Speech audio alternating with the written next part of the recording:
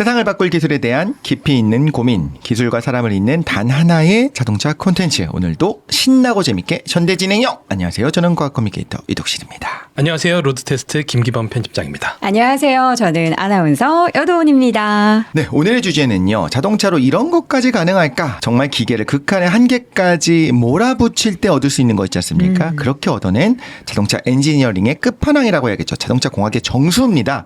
고성능 자동차에 대한 이야기를 한번 해보려고 합니다. 네, 그래서 저희와 오늘 함께 해주실 전문가는요. 대한민국 최고의 자동차 칼럼니스트입니다. 학창 시절부터 오로지 자동차 외길 인생만 걸었다는 자동차 순정남. 네, 나윤석 이사님 함께합니다. 어서 오세요. 반갑습니다. 네, 안녕하세요. 나인석입니다. 인생이 자동차입니다. 근데 두 분이 약간 데칼코마니 보는 것 같기도 하고. 네네. 네. 제가 그 사회에서 찾은 형입니다. 네. 동생. 네. 오늘 어렵게 찾았습니다. 뭔가 이렇게 저희도 깜짝 놀랐습니다. 더 편안한 분위기에서 네. 이야기를 할 수 있을 것 같죠? 더 좋죠. 네, 그렇죠. 네, 형 동생 하는 느낌으로 가도 좋을 것 같습니다. 네, 지금 완성차 업체들이 결국에는 여기 뛰어든다. 네. 고성능 브랜드를 네. 만들기도 하고 그렇죠. 네. 너무나 많죠. 뭐 벤츠에는 AMG가 있고 BMW에는 M이 있고 뭐 아우디는 RS, 폭스바겐 R, 뭐 토요타 GR, 크라이슬러 SRT 등등등 굉장히 많습니다. 근데 이제 좀 패턴도 있어요. 이 고성능차 브랜드로 갖고 있었는데 얘네가 전기차 브랜드로 바뀐 사례도 있습니다. 볼보의 폴스타가 그런 예고요. 또 세아트라는 회사의 쿠프라라는 브랜드가 고성능 브랜드였다가 지금 이제 우리 전기차만 할 거야 이렇게 선언을 한 상태고 또 외부에 있는 자동차 개조해주는 회사였는데 인수를 해갖고 된 게 그게 이제 AMG입니다. 네. 그리고 아예 시작부터 회사 내에 모터스포츠를 전담하던 부서로 시작해서 브랜드가 된 게 BMW M이고요. 네. 그리고 또 브랜드와 연관이 되게 깊은데 시작부터 전혀 별개의 회사였던 적도 있습니다. 그게 혼다의 무겐이란 회사가 있고요. 무겐. 네. 그래서 케이스 바이 케이스인데 어쨌든 사람들의 이미지, 뇌리에는 이 브랜드의 고성능 브랜드는 이거야. 딱 매칭이 된다는 거죠. 그렇죠. 네. 사실 그래서 길에서 제일 많이 볼 수 있는 고성능 차라고 한다면 뭐 페라리나 이런 식으로 차 자체가 네. 그런 거 네. 아니면 보통은 AMG랑 M을 생각하는 것 같아요. 맞습니다. 사실 저는 AMG, M 이렇게 붙어 있는 차에 대해서 생각은 네. 부릉하고 뭔가 이제 그렇죠. 엔진 소리 조금 네. 더 시끄럽고 그쵸. 그리고 그에 따라서 좀 더 비싸고 그렇죠. 예, 그래서 사실 그냥 일반적으로 나 벤츠 타고 싶어 BMW 타고 싶어 하는 분들은 그냥 AMG, M 상관 안 하고 그럼요. 기본 모델 선택하잖아요. 네. 그럼에도 굳이 AMG를 탔다고 저 좋아하는구나. 친구는 드라이브하는 거 진짜 좋아하는구나. 그쵸. 근데 궁금한 건 프리미엄 브랜드도 아닌 메인스트림 브랜드에서도 왜 굳이 이 고성능 차에 대한 브랜드를 가지려고 할까? 자동차 업계는 왜 이렇게 이제 각각의 고성능이라는 단어가 들어가는 그 차량에 이렇게 목숨을 걸고 기술 개발을 하는 걸까? 그쵸. 그 이유가 궁금해요. 저 어렸을 때는 네. 그냥 남자들의 약간 가슴 뛰는 로망. 그런 것 때문이 아닐까 싶었는데 이제 나이가 들면 생각해보니까 그런 거로 세상이 움직이진 않잖아요. 그럼 분명히 뭔가 마케팅이 있는 걸까? 뭐 이렇게 생각을 하시면 될 것 같아요. 그러니까 결국은 가슴을 울려야 된다라고 하는 코드는 변하지 않아요. 그런데 그 가슴을 울리는 게 어떻게 비즈니스에서 지속 가능성으로 연결이 되느냐. 그러니까 가슴은 뜨겁게. 네. 하지만 경영은 차갑게. 그것이 만나는 게 자동차에선 고성능이다. 이렇게 말씀드릴 수 있을 것 같아요. 근데 어쨌든 이제 보여지는 이미지로 우리가 그냥 생각했을 때는 네. 젊은 사람들도 좋지만, 예, 파이팅 남도 좋지만 우리가 나이 들었다고 해서 뭐 고성능 차량 타지 말라 이런 거 없이 오히려 저는 더 멋있어 멋있죠. 보이고 막 유럽 같은 데 가면 막 지금 도은행관님 말씀하신 부분이 사실은 이제 여유 그리고 나중에 자기 걸 즐길 수 있는 네. 사실 그거는 금전적으로도 여유가 있어야 되지만은 마음에도 여유가 있어요. 그렇죠. 사실은 그거는 프리미엄 코드하고 더 잘 맞죠. 그래서 고성능 브랜드들을 아까 이제 우리 편집장님 말씀해 주신 것처럼 프리미엄 브랜드들이 많이 가지고 있죠. 그런데 지금 동훈 앵커님 말씀 주신 대로 이 대중 브랜드들도 고성능 브랜드를 갖는 이유가 뭘까? 그러게요. 사실은 이제 여유와 어떠한 그 힘 이런 것에 대한 과시만 가지고 얘기를 하는 거는 프리미엄 브랜드 코드에 맞지만 대중 브랜드는 조금 더 직설적일 필요가 있어요. 그건 뭐냐면은 우리가 잘한다. 기술이 있다. 네, 맞습니다. 그래서 대중적이라 그래가지고서 그냥 실용적인 장바구니만 만드는 건 아니어야 되잖아요. 그러면 그냥 거기에서 끝나죠. 근데 우리는 사실은 그거를 넘어설 수 있는 실력이 있고 그래서 우리는 계속 외연을 밀고 올린다. 이런 걸 보여주는 게 고성능이죠. 그러면 그거는 나이가 어린 친구들한테는 자동차라는 것을 내 마음속에 담게 하는 효과. 그리고 나중에 나이가 들어서도 저 같은 경우는 이제 애들이 다 독립을 했거든요. 이제부터 내 시간이다. 아하. 이러면서 조그맣고 재미있는 차를 살 수 있는. 그럴 때에는 부담 없이 내 친구 같은 대중 브랜드의 고성능차. 꼭 이런 걸 큰 갖게 가족차가 아니어도. 그럼요. 그렇죠. 그러니까 아빠 차가 아니라 내 차. 그렇죠, 그렇죠. 이런 걸 하는 데에는 작고 대중적인 고성능차가 되게 좋은 거죠. 로드스터를 잘 하셔야 되는 그 느낌이. 저는 뭐든지 제 몸에 앵겨 붙으면 좋습니다. 근데 인겨 붙으면 좋다는 것 좀 앵겨 약간 붙다는 공감가요. 무슨 넉넉한 뜻이에요? 것보다. 그러니까 차가 그냥 밟아서 빨리 나가는 거는 솔직히 담만큼 돼요. 근데 그게 아니라 이게 손에 이제 착착 감기는 맛 있잖아요. 그러니까 내가 돌자는 대로 돌아주고 내가 서자는 대로 서주고 내 말을 잘 듣는 내 수족의 연장선 같은 그런 느낌의 차라면은 내가 무슨 그 뭐 옷을 하나 더 입은 것 같은. 혹시 스키 같은 거 좋아하세요? 스키 좋아하죠. 네. 그럼 스키도 이게 바인딩부터 플레이트가 몸에 쫙 붙으면 네. 그럼 이제 슈프로를 가르는 느낌이 잘 나면은 너무 좋잖아요. 그게 자동차에서도 된다고요? 그럼요. 사실은 그런 질적 고성능이 되게 짜릿하죠. 자, 지금 다양한 브랜드들 차종 이야기 우리가 이야기 네. 못한 부분도 많이 있습니다만 현대차 역시 이런 네. 고성능 헤리티지를 제법 오래전부터 꽤 오래전부터 이어오고 있습니다. 네. 그리고 정점을 찍은 게 고성능 브랜드 N. 네. N이 그렇죠. 붙어 있는 네. 이 N의 탄생이라고 볼 수 있을 것 같은데 그 히스토리 한번 정리해 주시죠. 일단 M 브랜드 이전에도 현대차가 약간 고성능, 좀 스포츠를 지향한 차들을 만들려는 시도를 해왔었습니다. 그 시작이 이제 1990년대 초반에 스쿠프였는데요. 스쿠프. 아마 이따 이사님 기억 잘 하실 아유, 거예요. 그럼요. 그 스쿠프가 나왔을 때 이 자동차 마니아로서 너무나 뿌듯한 거예요. 이제 우리나라도 이런 차가 있구나. 진짜 꼭 어디 이동하기 위한 차가 아니라 뭔가 즐길 수 있는 차가 나왔구나. 너무 좋았거든요. 그리고 그 당시에 광고 기사를 보면은 이 차의 성능을 이야기할 때 항상 최고 속도를 되게 강조를 해요. 최고 속도. 이게 몇 가지 갈 수 있다. 그래서 스쿠프가 그때 1.5 터보 엔진 달고 시속 173까지 갈 수 있다는 걸 굉장히 강조했던 그 당시에. 그런 시절이 네. 있었습니다. 그리고 이후에 티비론이 나왔고 또 투스카니가 나왔고 제네시스 쿠페가 나왔고 그래서 대부분 이런 차들 뭐 스쿠프는 이제 스포츠와 쿠페의 줄임말이었는데 쿠페 형태의 차들이 그런 역할을 많이 짊어졌었죠. 그 이후엔 이제 네. N으로 넘어오면서는 조금 더 본격적으로 어떤 뚜렷한 정체성을 정립을 해나가기 시작을 했죠. 사실 좀 전에 말씀 주셨던 대로 이제 대중 브랜드다 그러면은 실용성 얘기, 뭐 가성비 얘기 이런 것만 하다 보면은 시쳇말로 기름기가 너무 없잖아요. 그럼 맛도 없고. 네. 그래서 이제 조금 더 성능 이야기를 하게 되는데 그 성능 이야기를 하면서 현대도 이제 그런 이야기를 듣기 시작을 한 거예요. 그러니까 이전에는 뭐 차가 넓다. 옵션이 많다. 그리고 유지비가 싸다. 이런 거로 평가를 받았다면 어느 날인가부터 현대차한테 핸들링이 좋다. 뭐 차체의 강성이 우수하다.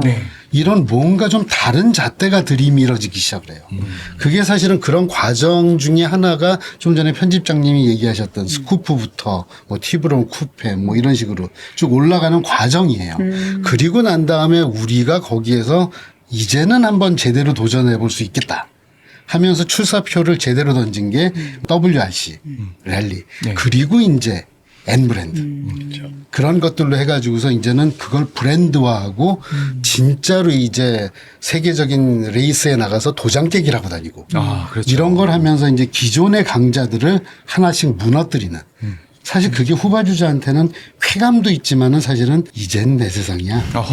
이런 걸 진짜. 증명할 수 있는 계기가 되잖아요. 이게 사실 그냥 우리가 슈퍼카다, 뭐 고성능 차다 하면 유럽 브랜드들에서 되게 많이 나오잖아요. 맞아요. 근데 현대차에서 이런 차를 만든다라는 거는 약간 이제 우리나라 기업들도 그리고 우리나라 국민들도 네. 그런 고성능 차량을 즐길 만한 여유가 충분히 맞아요. 생겼다라는 그런 네. 생각이 들어서 맞습니다. 굉장히 뭔가 우리도 이제 선진국 대열에 이제 함께하는 거구나. 그런 생각이 많이 들어 뿌듯하더라고요. 이게 진짜 대단한 게 물론 이제 WRC 말씀하셨지만 우리나라가 모터 스포츠는 좀 그러니까 관심이 좀 약해요. F1도 이제 좋아하는 분들 너무 좋아하지만 관심이 없는 분들 굉장히 많거든요. 네. 그런 면에서도 뚝심 있게 계속 밀고 나간다는 건 좀 대단하다는 생각을 하고 전 개인적으로는 그 게임을 그런 레이싱 네. 게임을 하는데 그 안에 이제 i20, N이 나오는 거예요. 오. 그거 보고 신기했고 그 안에서 물론 엔트리카 중에 하나처럼 나오지만 이제 게임 안에 그게 적용되고 네. 우리나라 네. 게임이 아니거든요. 그런 거 보면서 이제 자동차 모터스포츠 업계 안에서도 현대에서 나오는 M 브랜드를 계속 보고 있는 거예요. 맞습니다. 그런 부분에서도 전 약간 뿌듯하다고 해야 되나? 지금 드리고 싶은 얘기는 그 게임이 자동차 레이싱 우리는 시뮬레이터라고 부르잖아요. 그렇죠. 레이싱 시뮬레이터에 나오는 차는 그냥 야 이러고 타는 차가 아니에요. 그 차의 특성을 그대로 샘플링을 해서 소프트웨어를 만든 거예요. 그러니까는 i20N이라고 하는 차를 샘플링을 해서 모델링을 할 정도로 그 차를 이제 인정을 해준다는 소리죠. 그렇죠. 아니 그러면 그 기술적인 측면에서 그러니까 우리가 어떻게 보면 후발주자인 거잖아요. 그러면 뭐 처음 치곤 잘했어. 요 정도 수준인 건지 아니면은 다른 브랜드들을 정말 제칠 정도로 네. 우리 이 정도 수준이야라고 명함을 내밀 정도인지. 그러니까 사실은 이게 되게 아주 시기를 잘 이용을 한 것 같아요. 시기요? 네. 사실 우리가 뭐 미래차, 뭐 모빌리티의 전환기 이러면서 뭐 전동화로 넘어간다. 이러다 보면은 사실은 내연기관에 대해서는 조금 더 힘이 빠질 수 있고. 그렇죠. 그리고 이제 투자들도 전동화 쪽으로 몰릴 수가 있고. 네. 근데 그런 기회를 현대는 딱 잡아서 우리가 너희를 따라가기만 하든 2등인 줄 아냐. 짧은 시간 내에 좀 짧게지만은 한 방 빵 치고. 그래가지고서 우리가 너희하고 대등 또는 이상이라는 걸 한번 증명을 한 다음에 미래차 쪽으로 넘어갔을 때는 우리가 오히려 리더가 될 수 있어. 그거를 실력으로 증명을 하고 넘어갈게. 해서 이제 N 브랜드가 처음에 2.0 터보라고 하는 그 하나의 파워트레인을 가지고서 실력을 아주 집중적으로 증명을 한 거죠. 그것도 유럽 시장. 유럽의 소형 고성능 차는 누가 뭐래도 그 동네가 왕이거든요. 그래서 거기서 열심히 도장 깨기를 하고 다녔죠. 네. 사실 랠리도 유럽이 제일 열광하거든요. 대회 같은 데서도 그러면은 좀 성과가 있었어요. 그럼요. 2019년에 이제 우리가 세계 월드 랠리 챔피언십 네. 거기서 우승을 했죠. 우승을 네. 했다고요? 오. 그리고 이제 저 같은 경우는 이제 뭐 칼럼니스트이기도 하지만 네. 이 컨설턴트이기도 한데. 그래서 이제 WRC에 얘기하셨잖아요. 맞아요. 그래서. 그러니까 WRC도 했고 그런 다음에 이제 고만한 그 2000cc급의 차들이 하는 레이스를 다 이제 두루두루 섭렵을 하고 도장 깨기라는 거예요. 멋있다. 그래서 뭐 TCR 그래가지고 이제 우리가 보통 타는 뭐 아반떼급 요런 차들이 하는 시합 거기에 나가서도 이제 차를 공급을 하는데 공급을 했다 하면 다 우승을 해.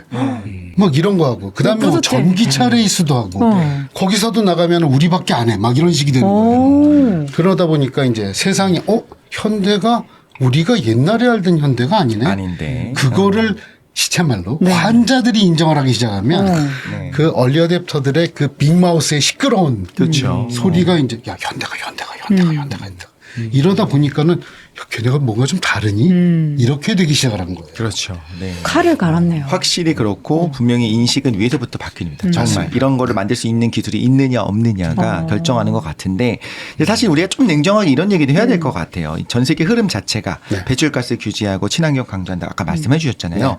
브랜드의 어떤 그 고성능 브랜드 전략을 세운 거는 일단 제 입장에서는 전 되게 좋다고 보는데 네. 누군가가 볼 때는 좀 시대를 역행하는 거 아닐까라는 맞아요. 생각을 하기도 네. 하고 왜냐하면 일단 한번 레이싱 한번 하는 거 자체를 보면 약간 친환경이랑 거리가 먼 어떤 대회거든요.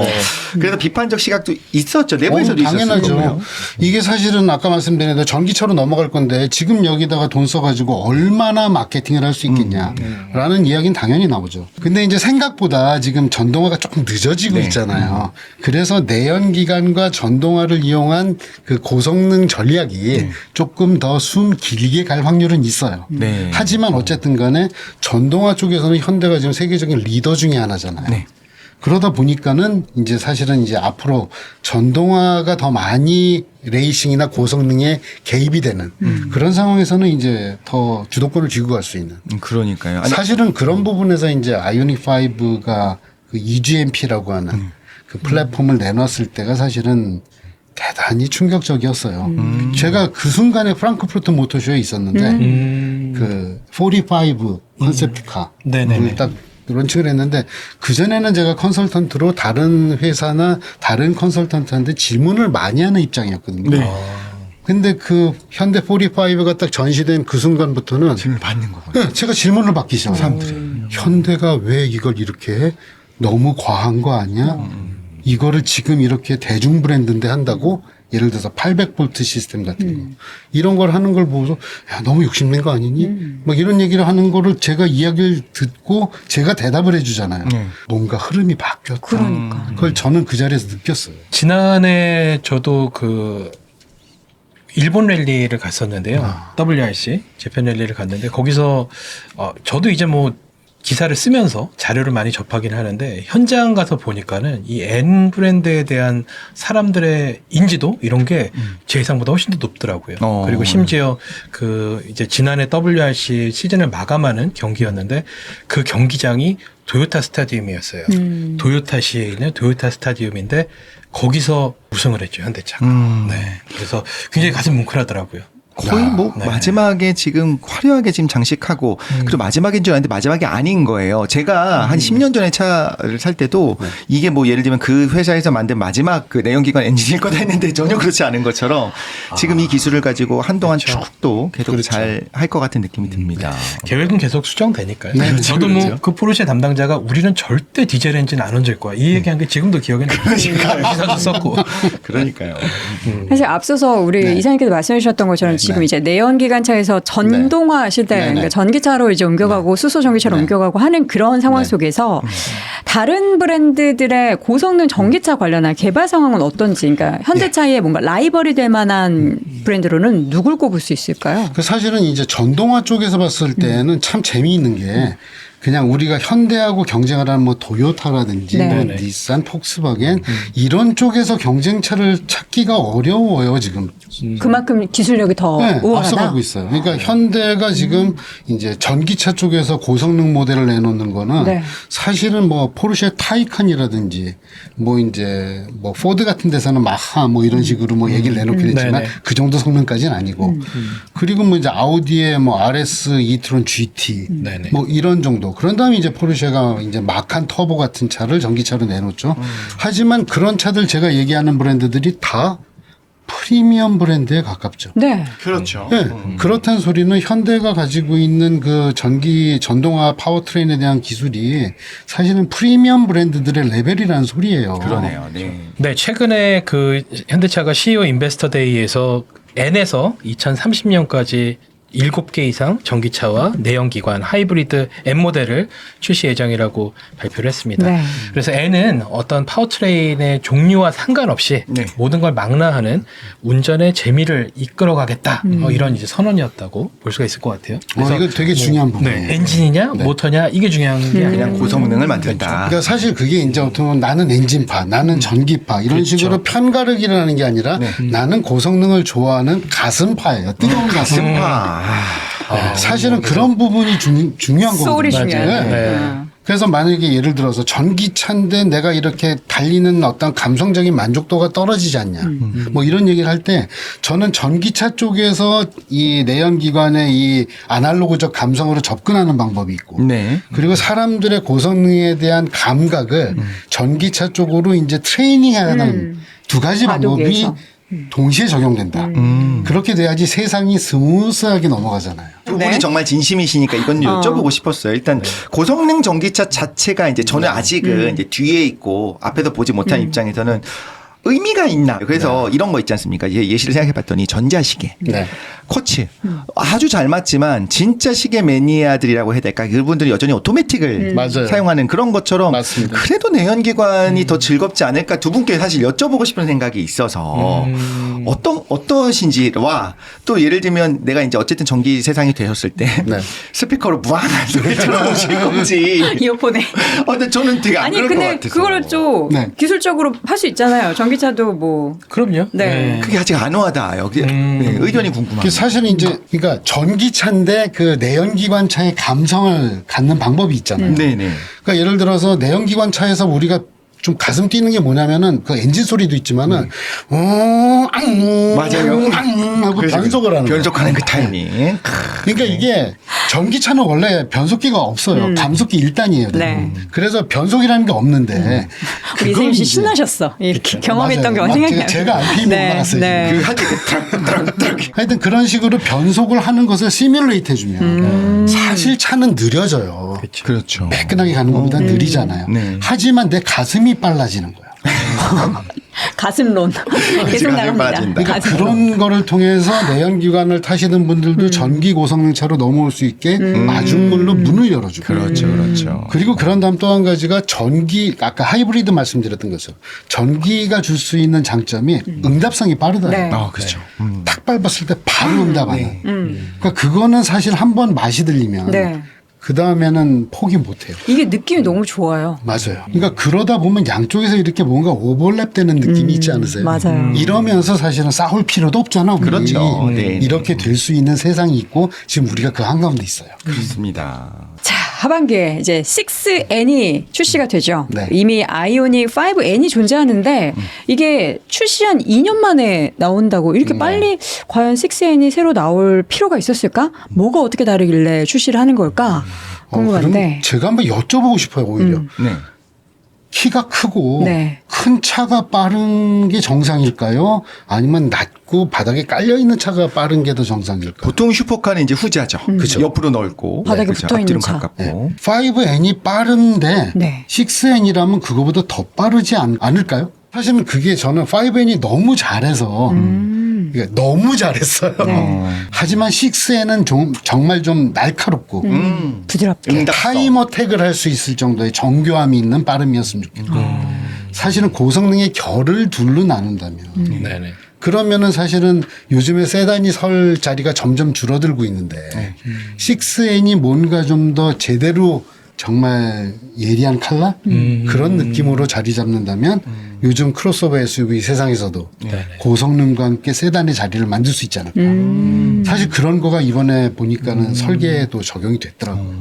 그럼 현재 살 수 있는 N 중에는 가장 날카롭고 뾰족한 그렇죠. 어떤 정점에 있는 맞습니다. 붙어 있는 느낌. 그렇죠. 이 날카롭고 뾰족한 차를 운전하면은 어떤 기분이에요? 진짜 우리가 보통 모터사이클 타는 사람들이 이런 얘기 많이 하는데 네. 내가 앞바퀴를 잡고 돌고 있는 것 같아. 무슨 느낌이지? 그러니까 앞바퀴를 바닥에서 잡고 올라오는 네. 그 땅에 타이어가 잘 붙어 있는지 네. 아니면 제대로 안 가고 솔직히 조금씩 밀리는 건지. 아, 이거 들으시는 분들 알지. 그거 알지 하는데 그럼요. 저는 그런 거 이제 경험을 안 해봤으니까. 그런 건 이제 알아들으면 환장 거야 당신. 위험한 거죠. 그런 느낌이 없이 타야 되는데. 근데 이제 그런 경계에 있는 분들이 이제 조금 더 이제 말을 할 수 있는 세상이 앞으로도 보존되길 바라는 게 어떻게 보면 이 마케팅의 포인트잖아요. 그렇죠, 그렇죠. 그 우리나라도 어쨌든 트랙들이 꽤 많이 생겼기 때문에 맞습니다. 얼마든지 이제 예. 경험할 수 있잖아요. 그걸 핵심적인 원한다. 기술을 우리 또 편집장님이 좀 설명해 주셨으면 좋겠어요. 네. 일단은 N으로 시작하는 기술들이 많습니다. 브랜드가 N이니까. 네. 네. 그래서 뭐 NGS. NGS? 이건 N 그린 시프트라는 기능인데 스티어링 휠의 버튼을 누르면 20초 동안 엔진이랑 변속기가 내가 할 수 있는 최대치의 능력을 발휘하는 거예요. 20초 동안 완전히 미쳐 날뛸 수 있는 20초 동안 미쳐 날뛰면 차가 어떻게 되죠?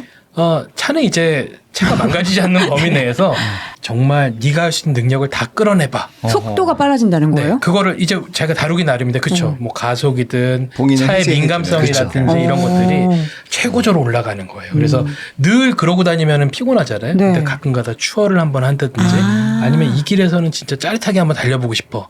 그럼 버튼을 딱 누르고 시작. 20초 동안 재밌게. 네. 그러니까 하고 요 그린, 이게 NGS 여기에서 그린이라는 단어가 그린 이 녹색이 아니고 네. GRIN이에요. 이게 뭐냐면은 그 개구진. 아하. 그러니까 이게 NGS는 딱 누르는 순간 내가 입이 씨 벌어지면서 아하. 나 한번 당해봐라 이런 거예요. 이게 차가 냉정한 전기차 같은데 사실은 내가 내구성과 어떤 안정성을 위해서 보관해놨었던 포텐셜을 너를 위해서 딱 20초는 해제해주마. 근데 왜 20초일까요? 그래야지 사실은 그거보다 더하게 더 끼면 되면 이제 위험해지나요? 배터리가 조금 과열이 된다든지 이럴 수가 있기 때문에 어. 그런 부분에 이제 20초 정도는 반복을 했어도 되는데 계속 쓰면 좀 힘들다. 또 뭐 있어요, 편장님? 아 그리고 N 파워 시프트라고 아까 이사님이 그 말씀하신 것처럼 변속하는 것처럼 실제로 우릉우릉거리는 변속 거? 충격을 주는 그런 기능이 있습니다. 이거를 좋아하시는구나. 이게 등짝 스매싱이라고 하죠. 네. 이게 등을 막 이렇게 두들겨 맞는 느낌이. 근데 왜 말을 탈 때 사람들이 이걸 왜 좋아하는가 약간 비슷한 거예요. 너무 스무스한 그렇죠. 것도 좋지만 네. 차가 말을 뭔가- 이렇게 탁탁 움직여주는 그 그쵸 리듬감도 있고 그러니까 우리가 어떤 그 중력 가속도 있죠. 가속도를 느낄 때 그 쾌감이 있거든요. 네. 그 가속도를 이기면서 막 고개가 넘어가는데 그걸 땡기고 있고 시트에 몸이 파묻히고 있고 네. 그런 느낌을 만나는 거예요. 또 NTS도 있습니다. 네 NTS는 N 트랙 센스 시프트라고 좀 운전이 이 사람이 역동적이야 격해졌어 이러면은 아, 이 트랙 같은데 재미인데 갔구나. 굽이길을 갔구나. 이래서 변속 로직을 바꿔갖고, 아, 최대한 재미를 느낄 수 있게 차가 반응을 해주는 겁니다. 스스로요? 네네. 오. 차가 알아서. 그 다음에 N 코너 뭐 카빙 디퍼렌셜 이런 기능이 있는데 얘네들은 뭐냐면 이 코너를 돌아갈 때, 아, 이 뭐 바퀴들을 좌우 바퀴를 좀 개별적으로 제어를 해갖고, 코너 안쪽으로 날카롭게 차를 이렇게 말아 넣어주는 거예요. 실제로 내가 의도한 것처럼 차가 뾰족하게 코너 안쪽으로 들어갈 수 있게 도와주는 그런 기능들이 있습니다. 그러니까 이 기능들을 쓰면은 내가 되게 운전을 잘하는 것처럼 느끼게 해요. 알아서 차가 이렇게 만들어 주는 건데. 그러니까는 이 NTS 같은 경우는 변속기가 갑자기 빠릿빠릿해지고 네. 그러면서 내가 변속을 잘하는 것처럼 그런 것처럼 차가 하면서 앵겨 돌아요. 그러고 나서 이제 이 N 코너 카빙 이 디퍼런셜 같은 경우도 구동력 분배가 되면서 차가 이제 살짝 뭐 오버스티어 이런 경향을 일으키면서 코너 안쪽을 파고드는 쫙쫙 파고드는 이런 느낌이 나요. 그렇죠, 그렇죠. 제가 신났네요.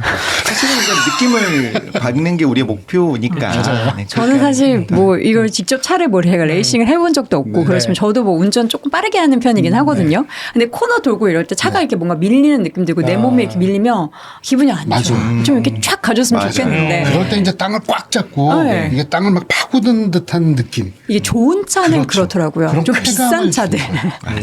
흔히 뭐 근데 진짜 저도 도로에서 그렇게 하는 건 정말 안 좋아하는데 가끔 앞뒤로 차가 없는데 그 흔히 와인딩 한다고 하죠. 네네. 그런 데선 약간 조금 빠르게 그 도는 재미는 있는 것 같아요. 그럴 때 또 도와주면서 내가 운전을 잘하는 것처럼 착각하게 만드는 사실 전자제어를 하는 건데 어떤 레이서도 사실 양쪽 바퀴에 구동력을 배분할 수는 없잖아요. 그렇죠. 그런 거를 할 수 있게 해주는 기능이 있다. 이런 것들이 다 그냥 운전을 더 재밌게 할 수 있게. 사실 우리가 운전의 목적이 네. A에서 B로 이동하는 수단으로 사용을 많이 하지만 네. 운전은 너무 즐기는 우리 편집장님이나 우리 이사님처럼 즐기는 분들도 많잖아요. 그렇죠. 런 분들이 이런 차를 만나면 이제 물 만난 고기처럼 맞습니다. 너무 신나죠. 행복한 너무 거죠. 즐겁죠. 그 행복함이 브랜드 입장에서는 수익이 되죠. 그렇죠. 그렇지. 그리고 그분들에게 인정받는 것이 가장 좀 최고의 상 중에 하나인데 맞습니다. 그래서 우리가 이야기했던 건 네. 살짝 좀뭐 WRC도 그렇고 그랬는데 이제 F1도 좀 얘기를 한번 해봤으면 좋겠어요. 결국에 이제 모터스포츠의 정점에 있다. 물론 분야는 다르지만 그렇죠. 네. F1도 좀 생각할 수 있을 것 같은데 그렇죠. 그렇죠.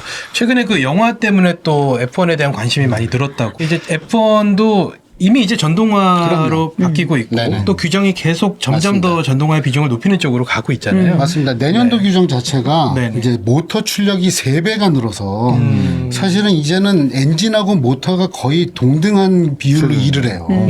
게다가 연료도 이제 완전 100% 재생 연료, 바이오 에너지로 된 연료를 네네. 사용해야 되고 이런 걸 봤을 때 그 우리가 지금 걱정하는 그 고성능이라는 것, 모터스포츠라는 것이 환경에 부담만 주는 나쁜 행동이 아니냐라는 부분에 대한 것을 어떻게든 해결을 하면서도 즐거움은 보존하려는 그쵸. 그런 노력이 F1에서도 이제 많이 보이고 있어요. 그렇죠. 그러면 이제 그 포뮬러 2 입장에서는 네.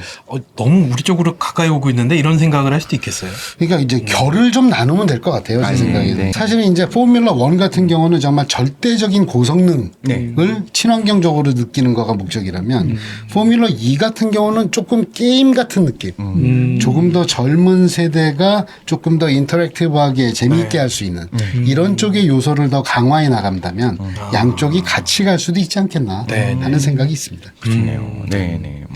근데 이제 F1 뭐 지금 현대자동차는 아직은 F1은 참가하고 있지 않습니다만 뭐 WEC나 WRC나 여러 개 나가고 있는데 이런 데서 실은 이제 모터스포츠 활동을 하는 이유가 네. 양산차의 또 기술을 접목하기 위해서 좀 테스트하는 그렇죠. 그런 역할도 하는 거죠. 맞습니다. 그래서 사실은 이제 모터스포츠는 궁극적으로는 차의 가장 강력한 제일 힘든 일을 시켜보는 거잖아요. 그렇죠. 그러니까 일을 이렇게 힘들게 했을 때도 버텨낸다면 효과가 있다면 그러면 그거는 일반 차에 조금 다운그레이드해서 적용을 했을 때 효과를 충분히 볼 수 있다라는 것을 검증을 하고 내구성까지도 검증하는 그런 이제 연구소가 되는 거죠. 그렇죠. 연계가 될 수 있지 않을까. 대표적인 프리미엄 브랜드가 현대에서는 제네시스잖아요. 네네. 제네시스에서도 곧 또 뭐 출시가 된다는데 네. GV60 기반으로 한 고성능 전기차가 올해 나온다고. 그런 네, 그쵸? 얘기가 들리더라고요. 네. 네. 이거는 현대 N의 연장선은 아니고 그렇죠. 완전히 별개로 또 다른 이제 또 시도를 하는 거죠. 그러니까 N 같은 경우는 딱 보면은 뭔가 이제 좀 모터스포츠 아니면 진짜 빠르다라는 느낌이 강하잖아요. 네. 근데 그 제네시스의 고성능 브랜드는 이름이 마그마. 게다가 용암 이제 그 분출하는 색깔 거예요? 자체도 오렌지예요. 마그마 색깔. 네. 마그마네요. 그 이 소리는 뭐냐면은 이거는 빠르다라는 것 이전에 뜨겁다예요. 뜨겁다. 이거는 사실은 되게 감성적인 포인트거든요. 네. 우리가 용암 폭발해가지고 네. 그 용암액이 막 흘러내리는 걸 보면은 그걸 상상하면서 GV60이 앞으로 어떻게 달려가는지 도로에 달려가는지를 이렇게 오버랩하면 되는 거예요? 그러니까 내가 가지고 있는 차는 이렇게 뜨거운 차요. 어허. 이렇게 강렬한 차야. 네. 라는 것은 정말 내가 정말 그 내 인생도 뜨겁고 열정적으로 사는 이런 느낌 같은 뜨거운 그런 걸 가슴. 컨베이할 수 있잖아요. 네. 그런 생각을 해요. 네, 이것도 또 자신감인 거죠. 이렇게 우리가 해서 반드시 이룰 거야라는 자신감이 없으면 또 쉽지 않은 건데. 그러니까 기본적으로 뒤에 자기가 실력이 있다라는 걸 믿지 않으면 시도를 못 하겠죠. 기꺼이 이제 출사표를 낸 거는 자신이 있는 거죠. 아, 오늘 저 N 시리즈 이거 얘기하다 보니까 너무 타보고 싶어요. 별이 다르다. 너무 궁금해. 사실 저도 경험을 못 해봤기 때문에. 그러니까요. 지금 듣는 분들도 호기심이 생길 텐데 관심을 갖고 한번 시승도 한번 해보고. 그럼요. 나중에 나오면 또 그런 기회가 오지 않을까 생각을 하고 있습니다. 네. 그리고 뭐 지난해 아까 잠깐 일본 랠리 이야기도 꺼냈는데 네. 올해 또 그 올해는 이제 독일에서 니르부르크링이라는 그 트랙에서 24시간 내구 레이스 취재를 갔다 왔는데요. 거기서도 현대 N의 존재감이 굉장합니다. 그 나이사님 말씀처럼 타이밍이 참 좋아요, 차가. 그래서 이게 앞쪽에 먼저 했던 회사들은 약간 그쪽에서 오히려 힘을 좀 빼는 찰나고 또 우리를 쫓아오는 중국이라든지 신흥 브랜드가 아직 여기까지 못 미쳤을 때 그 타이밍에 정말 좋은 퍼포먼스를 많이 보여줘갖고 되게 가슴이 뿌듯합니다. 독일에 가도 그렇고 또 뭐 일본 랠리 WRC 현장 가도 그렇고 아 우리가 이렇게까지 올라왔구나. 그리고 또 영국의 고두드 페스티벌 오브 스피드라고 굉장히 유명한 그 귀족집에서 뭐 대문에서 마당까지 레이스를 짧은 구간을 하는 그런 행사가 있는데 근데 거기서 제일 스포트라이트 받는 브랜드가 요즘 현대예요. N 멋있다. 브랜드 단독 건물 세우고 거기서 퍼포먼스 런을 하고 시간을 아예 블럭을 해갖고 가서 보면은 정말 믿기지가 않죠. 가슴이 생각을 뜨거워지네. 해보세요. 이 귀족이 네. 그 귀족들 잘 신나게 놀겠다고만 페스티벌이잖아요. 거기에 그냥 별거 안 되는 데가 돈 내고 들어오겠다 그런다고 받아줄 것 같아요. 안 받아주죠. 실력이 받쳐주지 않으면 문도 안 열어줘요. 그렇죠. 그러니까는 마당을 내줬다는 것 자체가 그리고 너희들은 우리랑 같이 놀만한 실력이 된다. 네. 유럽 회사에서 만들었으면 약간 실력이 떨어져도 함께 놀려고 할 텐데 처음에 사실 대한민국. 왜 안 그랬겠어요. 그쪽에서 좀 배척하고 좀 얕게 보고 했을 텐데 지금은 인정할 수밖에 없는 상황이 된 거를 이거 봐라. 보여준 거죠. 이 정도 기술력이라고? 라고 근데 다들. 그걸 넘어서 이제 아유 오세요. 여기 이제 하나 만들어 드릴게요. 초대 안에 레드카페 깔아주는 거예요? 참 대단한 것 같아요. 그 동네까지 치고 들어갔다라는 거는 그쪽 사람들이 봤을 때에도 야 이건 그냥 지나가던 사람들이 보면 정말 이럴 거예요 아마. 저는 정말 올해 안에 저의 목표는 이 N 시리즈를 경험해 보겠다. 예, 저의 목표 세웠습니다. 차 바꾸시려고 할 수도 있습니다. N 시리즈로. 네. 자, 지금 여러분께서는 우리 모빌리티 전문 팟캐스트 현대진행과 함께 이렇게 하고 계시고요. 자, 오늘 전동화 시대 속에서 고성능 자동차의 비전 그리고 기술력에 대한 네. 이야기를 해봤는데 네. 정말 내로라는 그런 고성능 브랜드들 많잖아요. 근데 우리 브랜드가 당당히 자리 잡고 있고 네. 자리 잡는 걸 넘어서 이제 계속 위로 올라가고 있는 것들 굉장히 뿌듯한 일인 것 같습니다. 실제로 현대 고성능 자동차에 대한 시선이 저도 기억이 나요. 예전에 처음 시작했을 때는 사실 뭐 여러 가지 말도 많고 탈도 많고 뭐 거바라부터 시작해서 그래도 대단한데 뭐 여러 가지 말이 많았는데 이제는 오히려 그런 말들은 없어지고 다들 정말 다들 인정하는 분위기가 됐는데 이사님께서 오히려 또 누구보다 그걸 앞에서 보셨는데 네. 절감하고 계시죠. 맞습니다. 아까 말씀드린 대로 질문을 받는다니까요. 그게 이미 판이 바뀌었구나. 그러면 이제부터는 우리가 누굴 따라가는 게 아니라 우리가 앞에 서서 리딩을 하는 거예요. 이건 얘기가 다르죠. 그렇죠. 우리가 가는 길이 새로운 길입니다. 이 편장님 한마디 해주시면 좋겠습니다. 네, 그래서 뭐 저도 그런 격세지감을 많이 느끼고 아마도 애니 가는 길은 기존에 우리가 익히 알고 있던 브랜드가 고성능 브랜드를 운영하는 방식이랑은 좀 다를 것 같아요. 오늘도 현대진이요. 우리 세상을 바꿀 기술에 대한 깊이 있는 고민을 또 즐거운 이야기와 함께 좀 나눠봤습니다. 우리 나윤석 기사님 함께 해주셨고요. 아유, 즐거웠습니다. 오늘 어떠셨는지 짧게 부탁드립니다. 또 불러주세요. 한마디로. 뒷이야기 또 너무 많이 듣고 싶은 그렇죠. 느낌이 있습니다. 또 모시겠습니다.